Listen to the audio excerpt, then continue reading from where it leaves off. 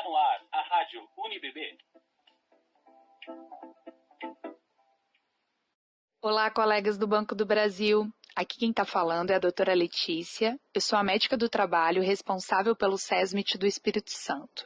Eu vou conversar um pouquinho com vocês sobre o medo do vírus, mais especificamente do coronavírus, ou seria o vírus do medo. O que é pior? O medo de contrair o vírus ou viver infectado por um vírus que dissemina o medo? O medo, gente, é uma reação normal, tá? Cada um reage de uma forma a ele. É normal que nós apresentemos medo frente a uma situação nova, na hora que nós somos tirados abruptamente da nossa zona de conforto, que foi exatamente o que aconteceu com todos.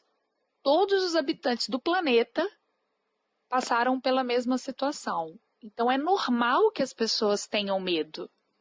Essa reação é importante. O ser humano ele precisa passar por esse processo. O grande problema é quando as pessoas não conseguem passar por esse processo de uma forma sadia, de uma forma construtiva, de uma forma onde a gente saia desse processo crescendo como ser humano, como profissional, crescendo na família.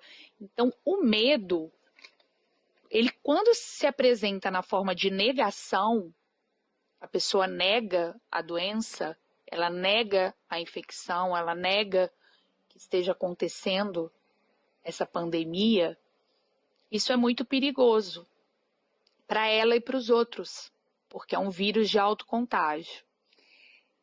Se ela age com desespero, que é outra reação, também é muito ruim, porque desestrutura toda a vida da pessoa. Aquele medo, ele vira um agente imobilizador. Então, é uma questão muito complicada. As pessoas não conseguem fazer nada presas dentro do medo. Uma outra possibilidade é a confusão. É o medo vir em forma de confusão. Eu não sei como que as coisas vão acontecer, eu estou meio perdido. Que é o que a grande maioria fica por um momento. E depois desse momento, as pessoas começam a se localizar, a reorganizar a vida, a reorganizar os pensamentos, ter acesso à informação. A informação de qualidade, a informação correta, ela combate o medo, assim como a informação de forma errada, a informação feita como fake news, ela aumenta o medo. Talvez seja uma das grandes causadoras do medo, junto com a falta de controle da situação. E algumas pessoas, elas ficam com uma preocupação excessiva. Então, passado aquele primeiro momento, aquele momento do medo normal, onde as pessoas têm as reações normais, a pessoa fica com uma preocupação de ter sido infectada o tempo todo. Então, é a questão do vírus do medo, né? Eu tenho medo de tudo. Eu tenho medo de estar infectada, eu tenho medo de passar isso para alguém, eu tenho medo das pessoas que estão próximas de mim terem pegado. E eu fico com um sentimento permanente de doença. E isso também me torna disfuncional. Eu não consigo realizar as minhas atividades da mesma forma que antes.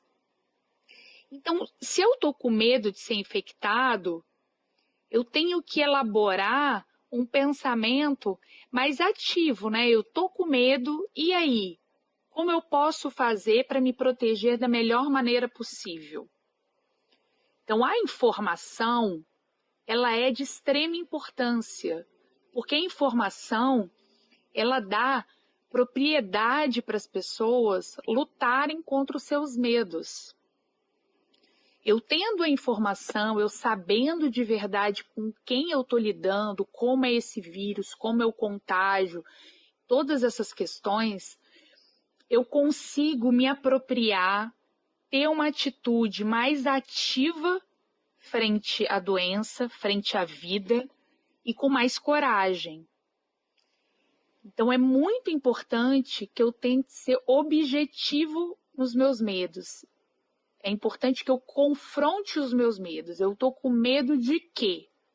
Eu estou com medo de me infectar? Então, será que eu estou fazendo tudo o que eu preciso fazer para me proteger? Se eu não estou, eu vou começar a fazer. Eu estou com medo de não estar trabalhando bem? Então, eu estou fazendo tudo o que eu posso para conseguir produzir, conseguir trabalhar bem? Eu estou com medo de não conseguir arcar com as minhas responsabilidades, com os meus compromissos? O que eu posso fazer para que isso não ocorra? Eu estou com medo de ter sido infectada, eu estou apresentando sintomas, o que eu devo fazer? Então, são atitudes objetivas, são atitudes mais racionais. O medo, ele não é uma resposta racional a longo prazo do nosso organismo. Então, nós precisamos racionalizar, trazer para o concreto e avaliar. O medo, ele não pode paralisar. É importante que tenhamos uma atitude frente ao medo. Ele é normal, tá tudo bem sentir, mas eu preciso lidar com ele, eu preciso vencer essa barreira do medo. Eu preciso dedicar mais tempo às atividades prazerosas.